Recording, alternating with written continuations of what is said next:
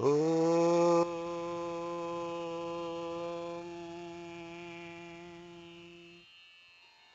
Om.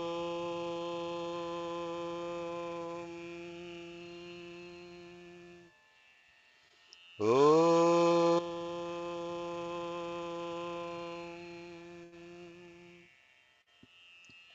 गणानान्त्वा गणपतिगुं हवामहे कविं कवीनामुपमश्रवस्तमं ज्येष्ठराजं ब्रह्मणां ब्रह्मणस्पत आदशृण्वन्नोतिभिः सीदसादनं प्रणो देवी सरस्वती वाजेभिर्वाजिनीवती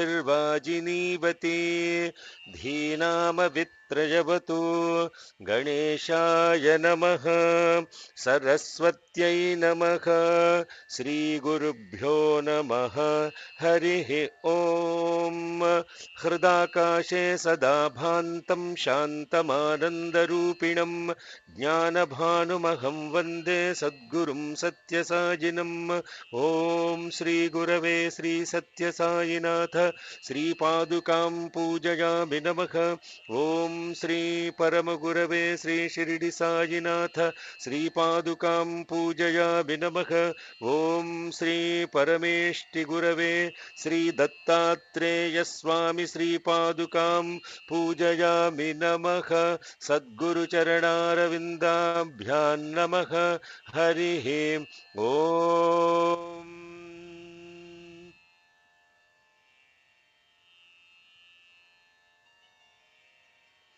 ॐ पूर्वे पशुपतिः पातु दक्षिणे पातु शङ्करः पश्चिमे पातु विश्वेशो नीलकण्ठस्तथोत्तरे ऐशान्यां पातु मां शर्वो ह्याग्नेय्यां पार्वतीपतिः नैऋत्यां पातु मां रुद्रो वायव्यान्नीललोहितः ऊर्ध्वे त्रिलोचनः पातु अधरायां महेश्वरः एताभ्यो दश दिग्भ्यस्तु सर्वतः पातु शङ्करः नारुद्रो रुद्रमर्चयेत्। Om Sri Sai Ram. We are studying the Pancha Mukha Dhyana until last week. Pancha Mukha Dhyana, we completed invocation, as I would say, FaceTime with the east, west, north, south and upward direction of Panchamukheshwara. And the last week we had very short time to rush through the last shloka. So we'll start with the nyasas today. I think unfortunately I'm not able to show you all the nyasa. Hopefully you will follow through this, and it is also if you want to make a note while you are doing this. And where is okay, where is my Sacramento guys here? Okay, I don't know how the video is going, I mean the audio is going to be, but somebody can chant. Okay, all of you can chant Purve Pashupati Patu, or do I need to have you repeat? Okay, let me take through you that shloka and then you can repeat after me. Sri Saishwaraya Namaha Harihi Om. Oh, you have to unmute, no? Sri Saishwaraya Namaha Harihi Om. Somebody is chanting on the line. Please, Amma, don't chant on line, ma, please. On Zoom call, please mute yourselves. Don't chant. Only one mic should chant, because Zoom is not amenable for musical rendition, so it won't catch all the voices at the same time. So you'll get a lot of noises. Okay, let's start with one more time. Okay, can you all say Sri Sai Shara Namaha Hari Om one more time, please? Sri Saishwaraya Namaha Harihi Om. Ishwaraya Namaha Harihi Om. Okay, it's not coming through properly, Sarama, so you have to mute. Unfortunately, I don't know what's happening. So every time it's a different challenge. Okay, so we'll have we'll have Lalita chant with me. Okay. Okay, you can say Sri Saishwara and Maha. Unmute yourself, Ma. Sri Saishwaraya Namaha Harihi Om. Not good either.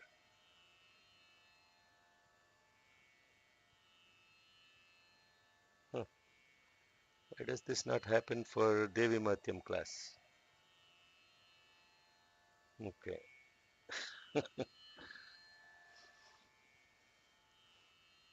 Purve Pashupatif Patu. Purve Pashupatih Patu. Purve Pashupatih Patu. Dakshine Patu Shankaraha. Dakshine Patu Shankaraha. Dakshine Patu Shankaraha. Purve Pashupatif Patu Dakshine Patu Shankaraha. Purve Pashupatih Patu. Dakshine Patu Shankaraha. Purve Pashupatih Patu. Dakshine Patu Shankaraha. You all have to do Nyāsa along with me, no? So when you're doing the Purve Pashupati Patu, Purva is starting from the east, Dakshina. You all know the directions, right? Okay, just to be clear, Purva is east, Dakshina is south, Paschima is west, Uttare is north, Aishanya or Ishanya is northeast, Agneyam is southeast, Nairutyam is southwest. Vayavyam is south, sorry, northeast, and northeast is northeast is Ishanya, northwest is Vayavya. Okay, you got it? Now go from that direction. So, Paschime Patu Vishvesho Neelakanthasthathottare. Paschime Patu Vishvesho Neelakanthasthathottare. Paschime Patu Vishvesho Neelakanthasthathottare. Aishanyam Patu Mam Sharvo. Aishanyam Patu Mam Sharvo. Hya Aisha. Sorry, okay, let me say the full sentence. Aishanyam patu mam sharvo hyagneyam parvati patihi. Aishanyam Patu Mam Sharvo Yagneyam Parvati Patihi. Aishanyam Patu Mam Sharvo Yagneyam Parvati Patihi. Nairutyam patu mam rudro vayavyannilalohitaha. Nairutyam Patu Mam Vayavyannilalohitaha. Nairutyam Patu Mam Rudro Vayavyannilalohitaha.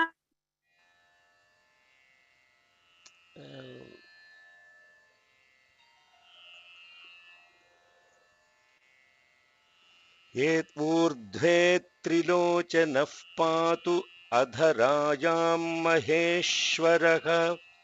Urdhve Trilochanah Patu Adharayam Maheshwaraha. Urdhve Trilochanah Patu Adharayam Maheshwaraha. एताभ्यो दश दिग्भ्यस्तु सर्वतः पातु शङ्करः. एताभ्यो दश दिग्भ्यस्तु सर्वतः पातु शङ्करः. एताभ्यो दश दिग्भ्यस्तु सर्वतः पातु शङ्करः. Okay, you are chanting exactly one semi-note lower than what I'm chanting, but I will adjust because it's hard for you to adjust. Okay. Narudro rudramarchayet.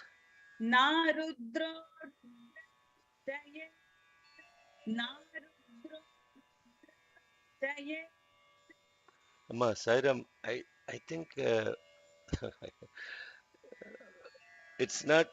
Can you all hear okay the repetition, or are you repeating Gauri Anand and all? I Not don't see. always.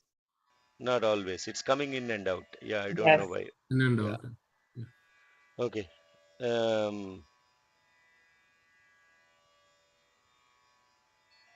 Ramanna, you want us to try one more time from Sacramento?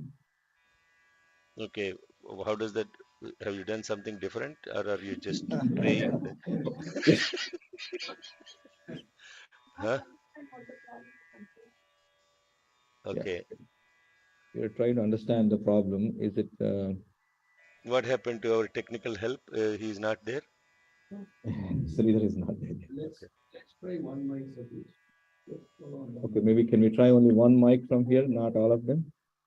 No, that's also fine, but I don't think it's the mic problem. I can hear you clearly, Hmm. better than actually sister there. So let's. Okay, why don't you all chant Purve Pashupati Padu, the entire thing.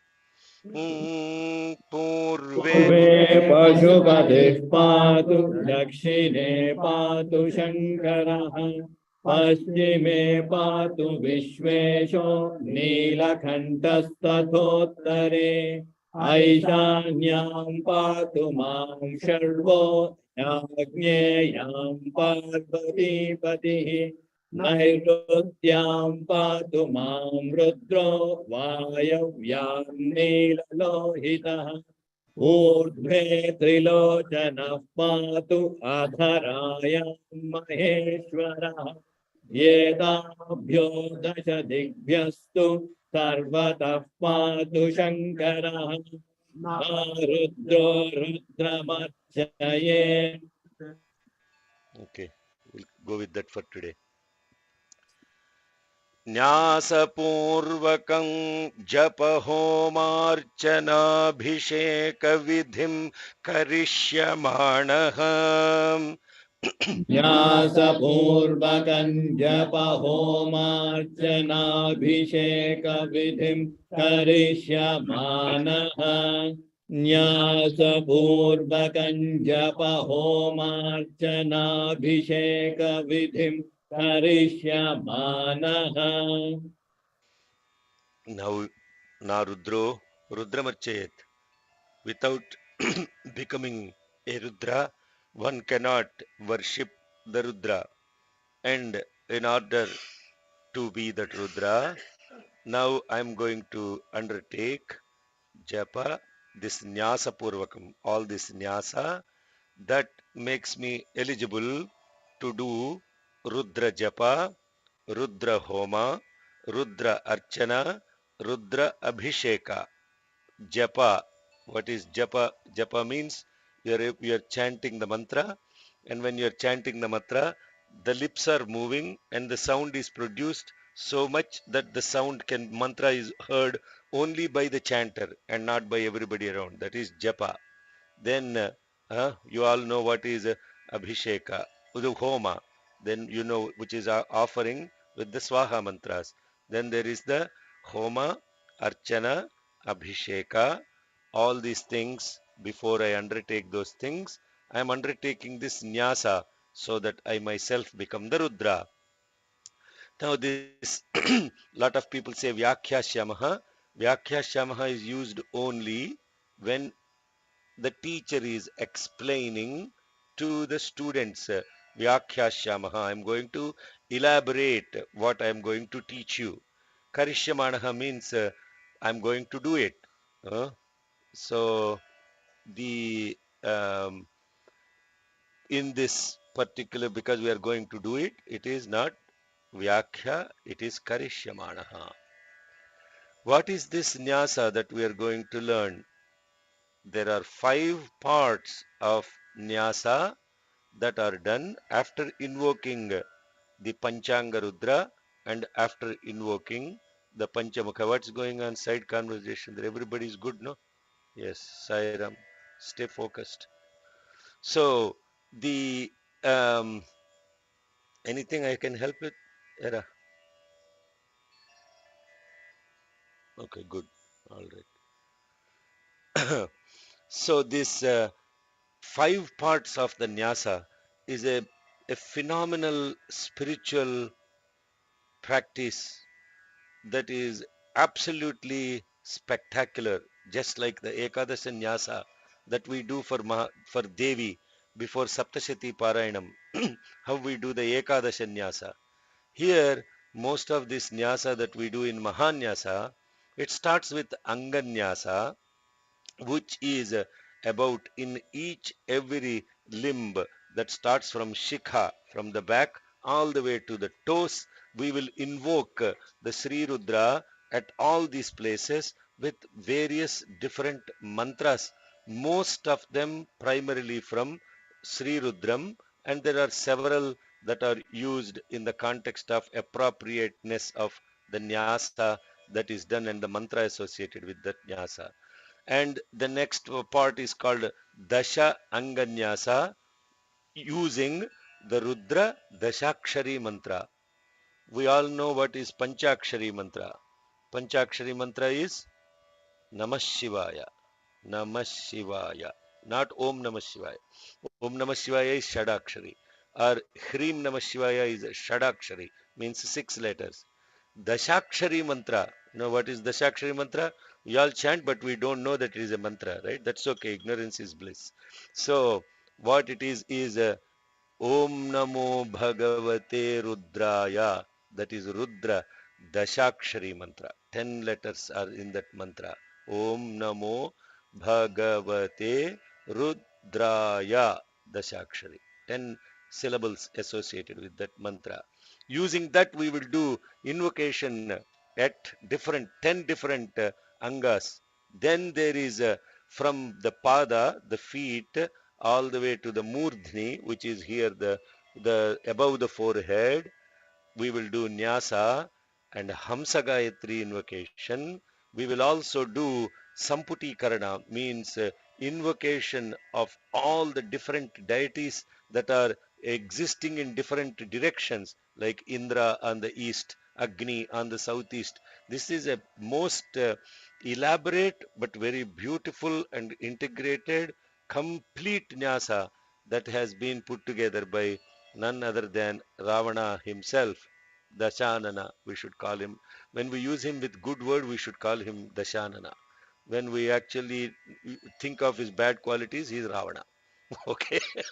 He is when he is a great devotee, is Daśagriva. His name is actually, mother given name is Daśagriva. And over a period of time, a great rishi by name Bodhayana actually also modified some aspects, and that is also followed by certain people such as in Shrungeri Mutt and other places. They do the protocol that is given by Bodhayana Maharshi, but we are following by Daśagriva's protocol of Mahānyāsam. So the 5 Anganyasa, Daśānganyasa, Pādādi Mūrdhna along with Hamsa Gāyatri, Samputī-karanam, Daśa, Shodaśa, Anga, Roudrīkaranam. 10 different ways of invoking the mantras with the Samputī-karanam mantras for 16 limbs in the body. Then there is Ātmaraksha stotram, which is about connecting to the Atma itself within us. Then the 5th one itself has 5 nyasas with Śivasankalpam, Purushasūktam, Uttara Nārāyanam, Āśuh Śiśāno'pratiratham, Pratipūrusham, Tvam Agne mantram. So you have a long way to go. Okay. So it's not going to be there, but here is the last dhyana shloka of Panchamukheshwara. If you all remember what was the last dhyana shloka, the Urdhva dhyana shloka is तस्म व्यक्ताव्यक्तगुणेतरं सुविमलं षट्त्रिंशतत्वात्मकं तस्मादुत्तर तत्त्वमक्षरमिति ध्येयं सदा योगिभिः वन्दे तामसवर्जितं त्रिनयनं सूक्ष्मातिसूक्ष्मात् परम् शान्तं पञ्चममीश्वरस्य वदनं खव्यापि तेजोमयम्. In this last dhyana shloka of Panchamukheshwara, we actually invoked him as the source of 36 fundamental principles all around as Panchanga Rudra with 5 faces.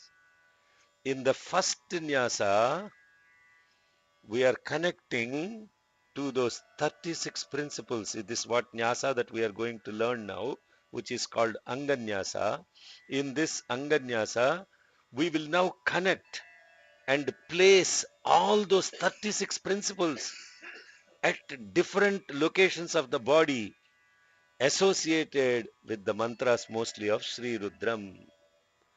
And after those 36 principles, Shat Trimsha Tattvas, are invoked with appropriate mantras in our body, then we do Dik Bandha as the 37th, where we lock ourselves in that consciousness, in that awareness. In that state, we will be performing the ritual. So therefore, we are synchronizing each location in our body with the respective energy of each mantra that we are going to invoke. And in invoking that each mantra, we are grateful to the Rishi that actually has as the seer of that mantra. And I will also, to the extent possible, why is that mantra appropriate to that place? What is the inner meaning? This has not been done by anybody in the world. I can assure you this. This level of connecting each mantra to each rishi, connecting that place with the inner meaning of the mantra. Why this mantra is appropriate for Sikha? Why this mantra is appropriate for Siraha? And that connection happens in 3 different ways, and we will go through that as we go through each of the mantras. Now each mantra has 5 specifics. You already know this by this time. There are 5 specific things that we do in Viniyoga before each mantra. What are those? Somebody, maybe I can ask Lalita Varanasi, what are the 5 things that we invoke before each mantra for Viniyoga? Ma? Nyāsa. No, not Nyasa. There are 5 things that we do in Viniyoga. When we said Asya Sri Śri Rudra Mahamantrasya Rishi, Chandas, Rishi, Chandas, Chandas, Bijam, Shakti, Devata, Devata, Bijam, Shakti. Yes, Kelakam also, no? Shakti Kelakam, yes. These are and the pin code. Kelakam is the pin code for decryption and decompression of the energy in that mantra. Here, at least we will go through the gratefulness to the Rishi. You have to be so grateful to the Rishi who actually has seen these mantras. So first 36 principles start with the Sikha. Sikha means the back of your head. Sikha. This is Sikha. Sikha is the place where the women tie their hair back if they really have long hair. And also Sikha is the place where you will see the upasakas, the sadhakas, tie their hair with a knot. And that is actually in English called tuft, I believe. And this, what is the point of this Sikha? Sikha also actually means peak. Sikha also means Sikhara. Sikhara means peak. Sri Shaila Shikhara. Sekhara means who is always at the peak, at the top of everything. Chandra Sekhara means the one who has Chandra as at his top of his presence. So with this invocation of the first mantra, we are actually we start from the peak and have a complete integrated outlook of the whole aspect about this Rudra Mahānyāsa. That's the first mantra. We all know this. Om Yate Rudra Siva Tanura Ghora Papa Kashini. Om Yate Rudra Shiva Tanura Ghora Papa Kashini. Om Yate Rudra Shiva Tanura Ghora Papa Kashini. Tayanastānuvāśantamaya girīṣantābhiṣekasihi. Tayanastānuvāśantamaya girīṣantābhiṣekasihi. Tayanastānuvāśantamaya girīṣantābhiṣekasihi. Okay, full mantra. Om Yate Rudra Siva Tanura Ghora Papa Kashini. Tayanastānuvāśantamaya girīṣantābhiṣekasihi. Om Yate Rudra Shiva Tanura Ghora Papa Kashini. Tayanastānuvāśantamaya girīṣantābhiṣekasihi. Om Yate Rudra Shiva Tanura Ghora Papa Kashini. Tayanastānuvāśantamaya girīṣantābhiṣekasihi. Okay, there is looks like in the version, oh, why you are not projecting? Oh, everybody is following your own scripts, huh? On the screen, yes? Okay, if you're doing that, I think the swara on Girishanta Bhichakasihi, Girishanta, that should be Udattam, looks like in the text, it's not, it's given as a, it should be lower note. Okay. What is this mantra? This mantra you all know.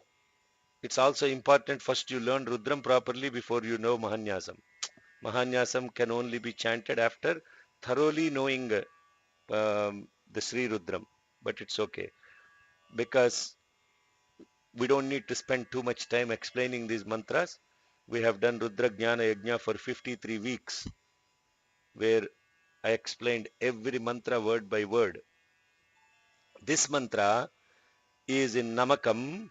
Now those Rudram experts, those that have been chanting 5 years plus indicated on charm registration, you should be knowing which mantra in Śri Rudram is this. Yate Rudra Siva Tanura Ghora Papakasini is in Namakam, first Anuvakam, third mantra. Now this mantra's Rishi is Kashyapa. It is in Brihati Chandas. And then you don't need to write this down. I will send you the notes. I want your complete attention and listening. This Kashyapa is the Rishi, Brihati is the Chandas, Shambhu is the Devata. In Śri Rudram, there are 37 Riks. Rik means 2 or 3 lines. And 130 Yajus. Yajus means single lines. So this is a Ruk, that is the third Ruk of Namakam, first Anuvakam. What does this mean?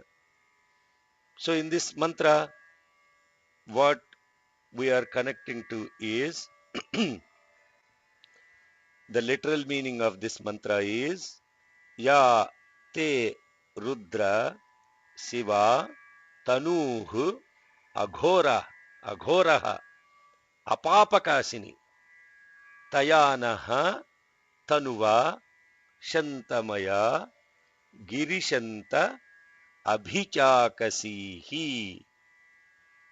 This form of yours, O Rudra, Yate Rudra Shiva Tanuhu, it is Shiva. Shiva means it is peaceful. It is Aghora. Aghora means that which does not have any negative feelings or not even movement associated with it. Apapakashini, it is radiant. It is radiant because of destruction of the vices and sins associated with impurity of the senses. You have to go back and listen to this to connect to this. I'm saying so much in a nutshell. Each sentence is like you have to, there's a lot of said in each sentence. This form of which, O Rudra, it is peaceful, it is aghora, it is apapakashini. And then what you're saying, girishanta, girishanta, giri is the word, girija. What is the meaning of the word girija? Girija, ja means that which is born. Giri means mountain. That which is born to a mountain is girija. But that is colloquial meaning. That is not what giri means. Inner meaning of giri is not that. Okay, you have to go back and listen to all the different meanings of giris. Giri has 5 different meanings. And why giri is invoked here? Giri is as a mountain, has a peak, has a sikha. Yes, peak of the mountain. So this sikha means that which is radiant. This sikha is the peak of the body, because the peak of the body is the end of the hair. The end of the hair is not here. Hello. End of the hair comes to the back. That's where you form the knot. So therefore, sikha is the peak of the body, and you lock your energies at the sikha, and hence the nyasa begins with the peak. So what is giri now? Giri colloquially means a mountain, but giri also means a cloud. Giri also means rik, as the meaning of a word in Veda. Giri also means Om, the target of meditation. Giri also means wisdom. Girija means the one which is born out of wisdom. Girija means the word that is uttered with wisdom. Giri means wisdom itself. So Girishanta means the one who is located, one who is the center of the wisdom.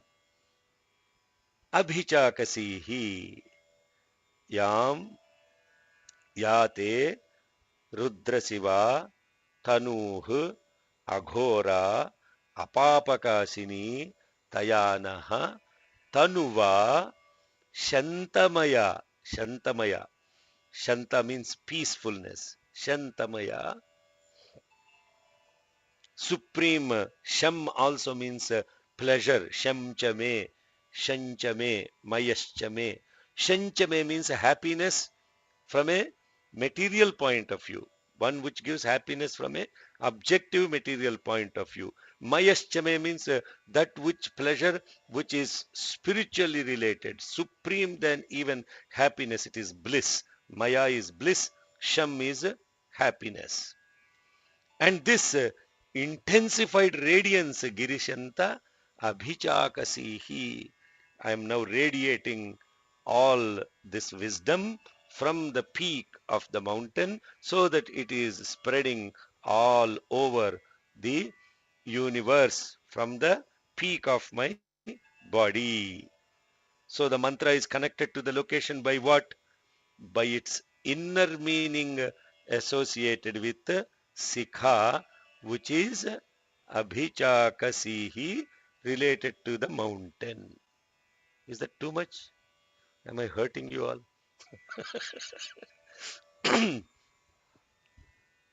Is that making sense? Hello, Sairam. Are we all connected? Good. Thumbs up. What Ramesh is not sure. He's ఏం అర్థమైందిరా అసలు అరే ఏం చెప్తున్నా okay యాతే రుద్ర శివ one more time please chant ఓం याते रुद्र शिवा घोरा पापकाशिनी तयानस्तनुवाशन्तमया गिरिशन्ताभिचाकशीः याते रुद्र शिवा तनूरघोरा पापकाशिनी तयानस्तनुवाशन्तमया गिरिशन्ताभिचाकशीः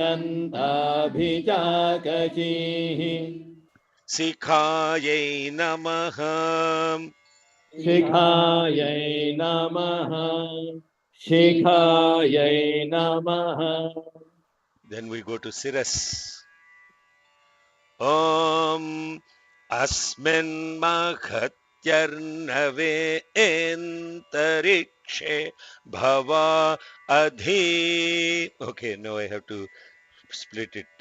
Om Asmin Mahatyarnave Om Asmin Satish.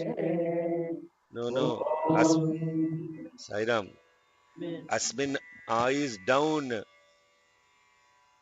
Om Asmin Mahatyarnave Entarikshe. Om Asmin Mahatyarnave. Satish, mic. Why Gauri doesn't have a mic? Why you're not chanting in the mic? No voice. Okay. Asmin, we chanted this Rudra mantra so fast that we have no connection to the swara. See, A is down. Om Asmin Mahatyarnave Entarikshe Bhava Adhi. Om Asmin Mahatyarnave. Okay, Sairam. Okay, let's have. You want to chant Lalita? Who is the expert chanter Rudram? You are all over the map. The swaras are not clear. One person chant, so I can actually hear what you are chanting. One person. Om Asmin Mahatyarnave Tarikshe Bhava Adhi. Totally nervous. Okay. What Antarikshe? So I will chant slowly so you catch the swaras. Om Asmin Mahatyarnave Entarikshe Bhava Adhi. One person. Om Asmin Mahatyarnave Tarikshe Bhava Adhi. Charnave Entarikshe. See, there is a avagraha there. Avagraha means that two like thing is there. In English, it is an apostrophe is there. Huh? In English, there is an apostrophe. In Devanagari and Telugu, there is a avagraha. What that means is it's actually Asmin Mahat Arnave Antarikshe Bhava Adhi. Those are the words. That Antarikshe, the A, becomes part of the avagraha. So it is not explicitly pronounced, but implicitly you are saying Antarikshe. Say, Tyarnave Entarikshe. Tyarnave Entarikshe. Say that please. Yarnaventarikṣe Yarnaventarikṣe Bhava Adhi Bhava Adhi Bhava Adhi Antarikshe Bhava Adhi Tarikshe Bhava Adhi Tyarnave Antarikshe Bhava Adhi Yarnaventarikṣe Bhava Adhi Yarnaventarikṣe Bhava Adhi Asmin Mahatyarnave Antarikshe Bhava Adhi. Asmin Mahatyarnaventarikṣe Bhava Adhi Okay, Asmin Antarikshe Bhavet. Okay, you have got that. Now what you have to pay attention to is the holdings. Hmm? That Antarikshe you have to hold a little so that it becomes Antarikshe. Okay. Now we are all good. I'll chant the whole mantra and you can chant. Om Asmin Mahatyarnave Antarikshe Bhava Adhi Teshagum Teshagum Sahasra अस्मिन् महत्यर्नवे एन्तरिक्षे भवा अधि तेषागुं सहस्रयोजने वधन्वानि तन्मसि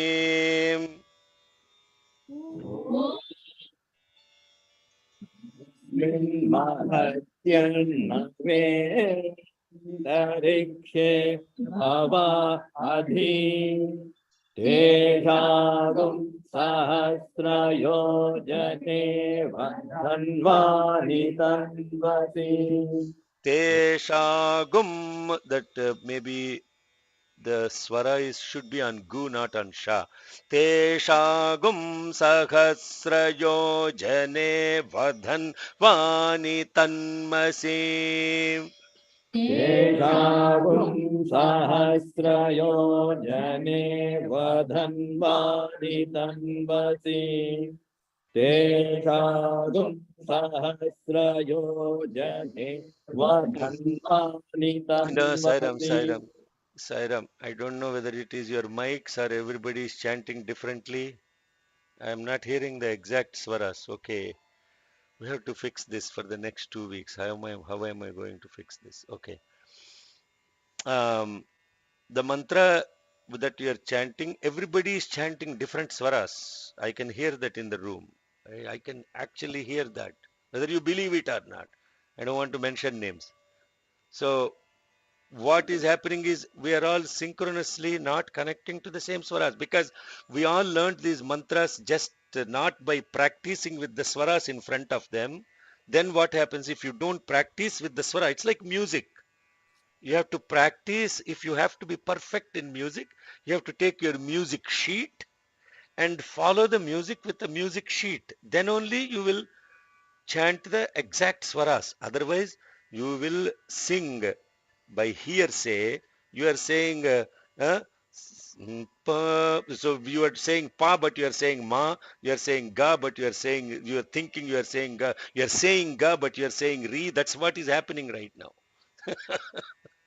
अस्मिन् महत्यर्नवे एन्तरिक्षे भवा अधि तेषागुं सहस्रयोजने वधन्वानि तन्मसि Asmin Mahatyarnave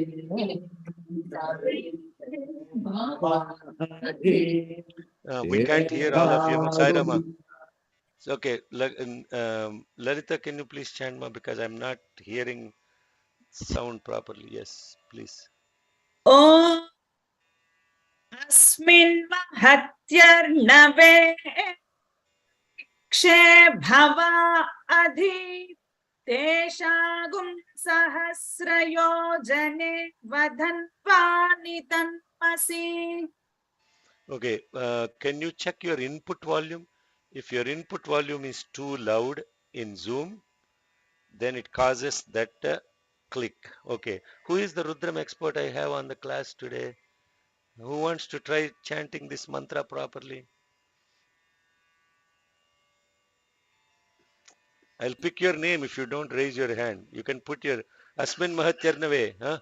How many of you are chanting Rudram for how many years? Can somebody chant properly, please? I'm looking for perfect chanting. Now you are under tremendous pressure. Who wants to chant? Saram, I can try, please. Yes, yeah, chant. After you, uncle. You chant, then I'll chant. Om Asmin Mahatyarnave Entari She Bhava Adhi Teshagum Sahasrayo Jane Vadhanvani Tanmasi.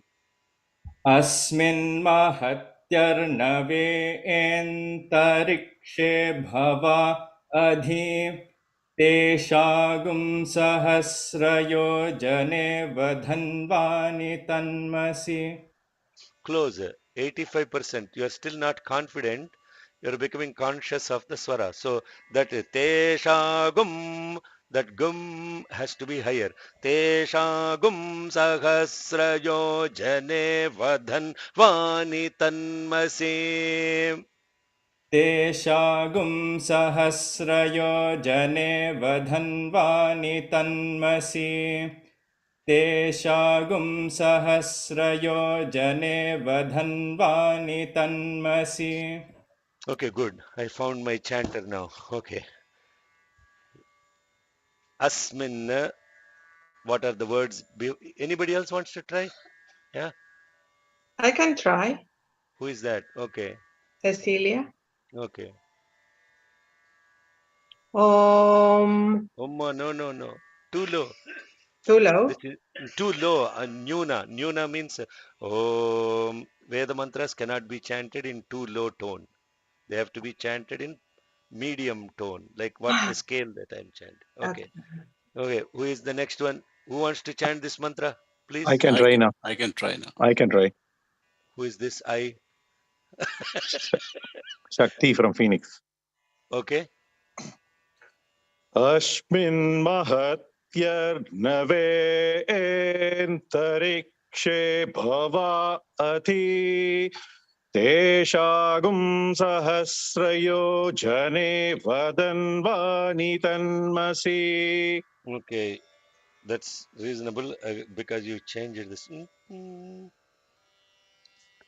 Asmin mahatyarnave entarikshe bhava adhi bhava.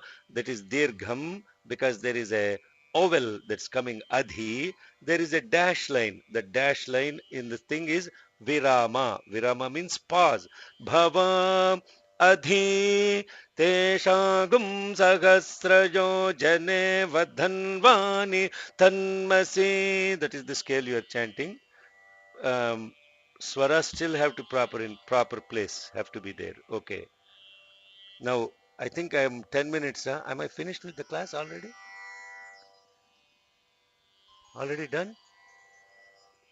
2 mantras. So this very clearly shows that lot of you have to learn Rudram properly. It's Yes. supposed to last until 30. Because Yeah, okay. But I think I have 10 more minutes. Thank you. I was conscious of time. Okay. Anybody else wants to chant this mantra before I move on and explain the meaning? Okay, Sitama, you want to chant? She's a good chanter.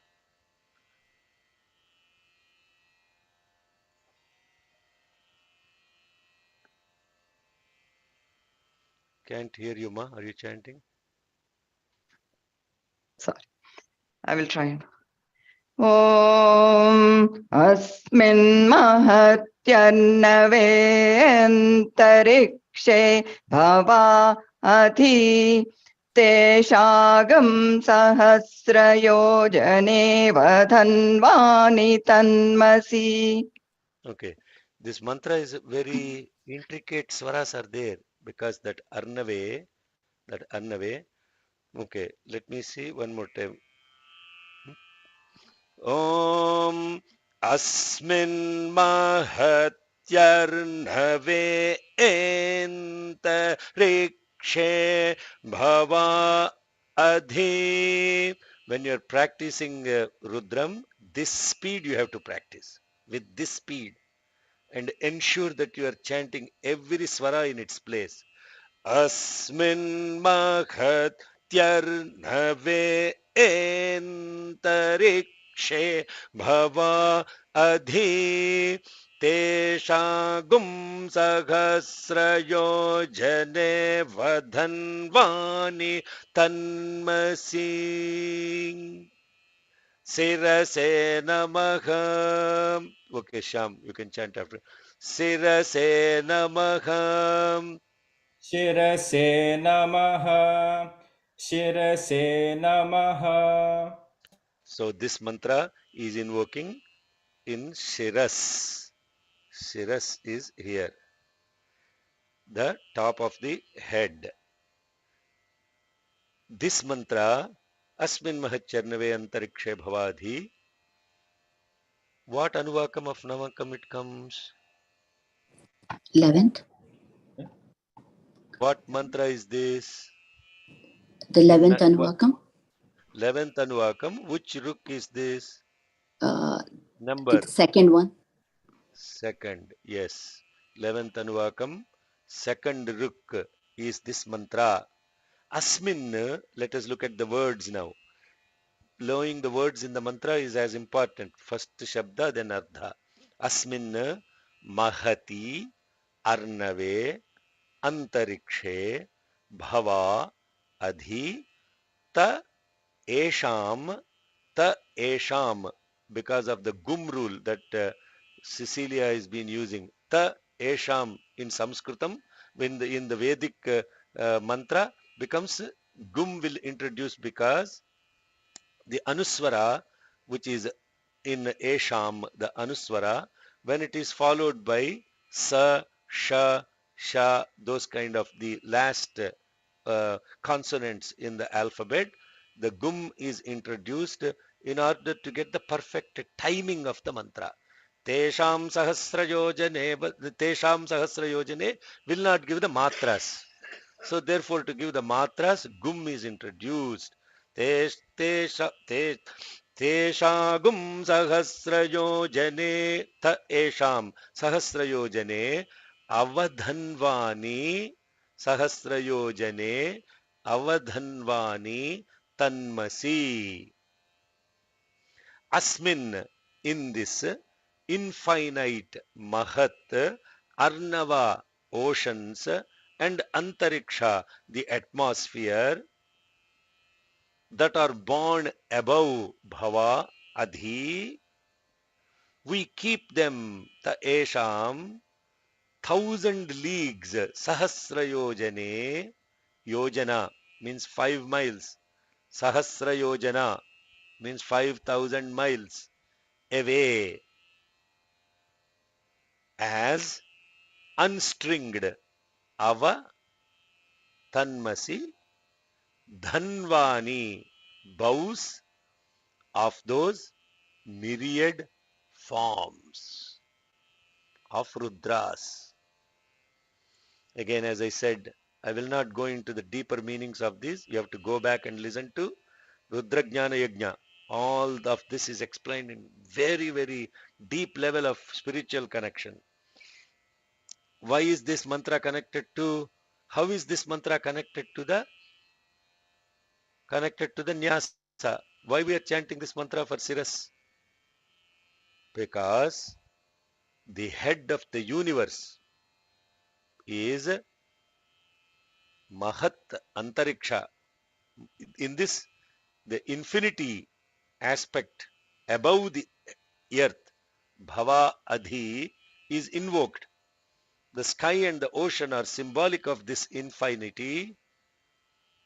Top of one's head is the physical place associated with infinity. What is there after the head? Top of the head? Infinity. Yes? Hello? Are you connecting? So, this mantra, the rishi of this mantra is Durvasa. Durvasa. Durvasa Mahamuni is the rishi. Anushtup is the chandas. Rudra is the deity.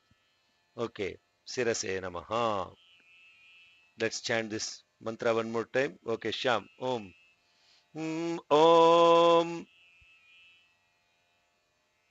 ॐ अस्मिन् महत्यर्णवे एन्तरिक्षे भवा अधि तेषागुं सहस्रयोजने वधन्वानि तन्मसि ॐ अस्मिन् महत्यर्णवे एन्तरिक्षे भवा अधि तेषागुं सहस्रयोजने वधन्वानि तन्मसि शिरसे नमः.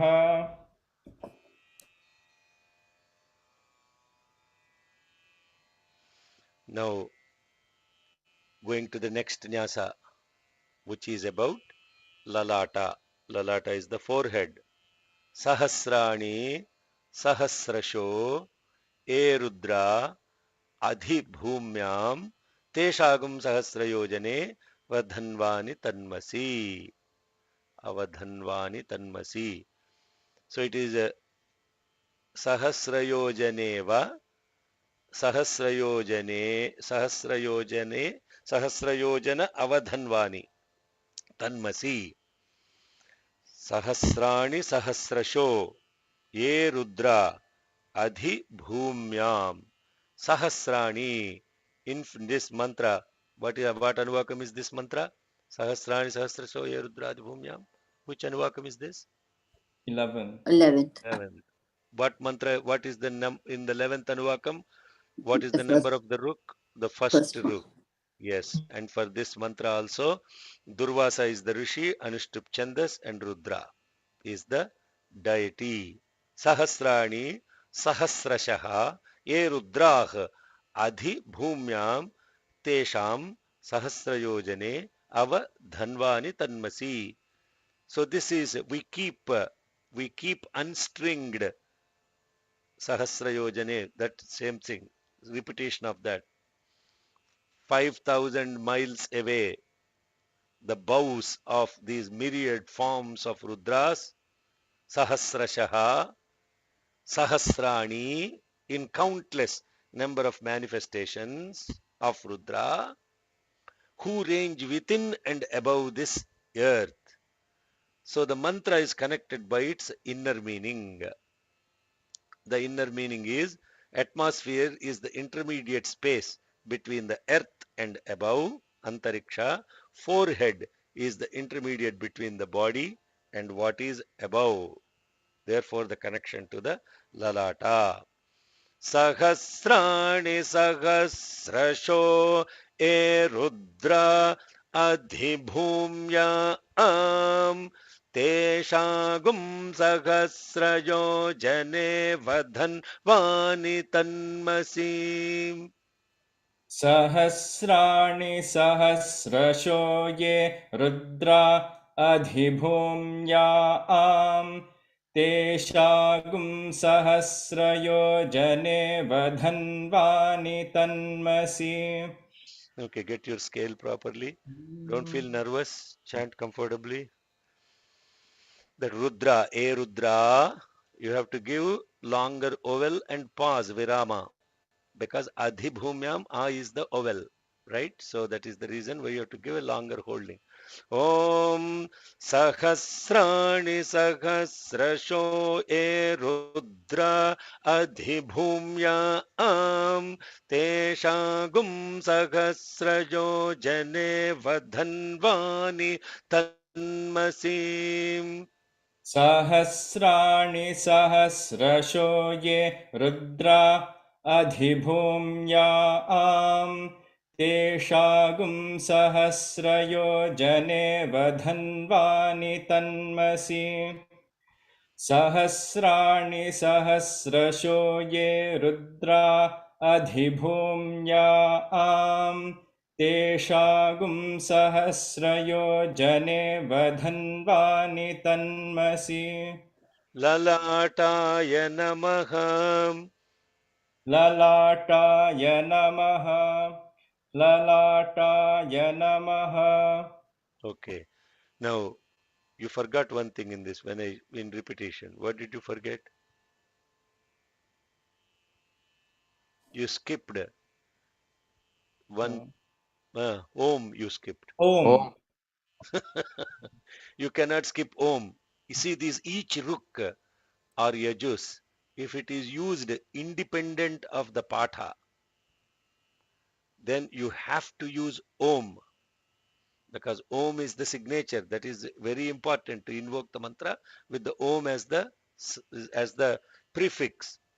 A lot of people, when they do Rudra Homam also, they don't chant the Om in front of the mantra, because each mantra is offered as an ahuti. You cannot just simply say, like for example, Asmin Om Asmin Mahatyarnave Antarikshe Bhava Adhi Teshagum Sahasrayo Jane Vadhanvani Tanmase Swaha. Because Om and Swaha have to be the prefix and the suffix for the mantra offered during the Rudra Homa. Therefore, when you are chanting during Rudra Homa, each mantra you have to chant with Om and Swaha. So your pattern of chanting, which is normally continuous chanting, will get disturbed. So you have to practice Rudram also with Om and Swaha mantras. Otherwise, you will be waiting for the next person to start the mantra, and then you will join in between. That means you are not chanting each mantra completely for doing the Swaha. Important. All of you have very good aspiration to be Rutviks in the Yajna. But this is a lot of training that has to happen. It's a lot of commitment. That's the reason why people are chosen as Rutviks that have been doing this for ages and do their regular Anushtana. But Bhagavan's grace, you all have got an opportunity to be Rutviks. That means you have to be practicing the mantras and chanting Rudra. Now, before I get into this next mantra, I think we should pause here, because this next mantra is not in Rudram, and I'm going to chant this today because this mantra is about the Lord Sun, and this Maghamasa, this particular month, is very auspicious for three different aspects. It's very auspicious for Shiva, of course, Maghamasa, Mahashivaratri comes. It is also very auspicious for Shakti, because right now is the time of Shyamala Navaratri, which is the celebration of the mother as Shyamala Devi. And this month is also very auspicious for Bhagavan Surya, the sun, because Radha Saptami comes during this time. Radha Saptami actually is this week, this week on the 6th here in India. So Ratha Saptami is on on Friday, and on Shyamalashthami we are doing the Devi Mahatyam Parayanam. This mantra is a very beautiful mantra that invokes the presence of sun. Om Agum Sassuchi Shadva Surantariksha Saddhota Vedhishadati Dhirdurona Sat Drishadvara Sadrita Sadvyoma Sadabja Goja Ritaja Adrija Ritam Bruhat Bruvor Madhyaya Namakam. This mantra we will learn next class, next Monday. Okay, with that, I think we are 3 minutes over our schedule. We have the sacrament has to figure out what to do. Sairama, everybody should be ready. If I ask you to chant, you should be able to chant, not just join the classes like Purana Sravanam. If I say Sridhar Lanka, chant, open your video and chant. I'd say there are a lot of black boxes still. So I'll call your names from next time to repeat the mantras. Yeah. Okay. ఏం sir చక్కగా పంచ కట్టుకొని కూర్చొని మీరు black box లో కూర్చుంటారు? Why you need to be in black box? వినపడట్లేదా? Okay, all right. Sairam, Sethuram, అడే తంబి, Sairam. Oh my god, you guys, I haven't seen him in ages. Okay. All right. Sai Ram. Om Yadakshara Pada Bhrashtam, from all the people who have not even chanted the mantra while I am chanting. Today, a lot of Yadakshara Pada Bhrashtam, Matra Hinam, Yad Bhavet. So, all of this Rudram is not an easy chant. We are all thinking that taking a book and learning from some cassette, you will get qualification to chant Rudram. Rudram is a lifetime study, not just part-time chanting of 20 minutes pouring water on a lingam. This is a lifetime study. Each of these mantras is loaded with spirituality, spiritual jnana. That's the reason why Rudra jnana is even Mahaperiyava, the Avadhutas, greatest sannyasis, including Bhagavan Ramana, used to chant Rudram. They don't have to chant any other mantras. But Rudram is prescribed for all the way from Paramahamsas to ordinary samsaris. That's how powerful Rudram is. If you don't chant Rudram with the context of that blessing, you have to put the effort to learn the mantras properly with proper swara, because Shabda Brahman is what Vedam is all about. And in that vibration created, only with that vibration will take you deeper into the mantra. Without that vibration, you cannot enter into the mantra. So, Asmin Mahatyarnave Antarikshe Bhavadhi is a very beautiful mantra. We spent a lot of time on it. Let's chant Yadakshara Pada Bhrashtam. I'll ask my Sacramento brothers and sisters to chant that today.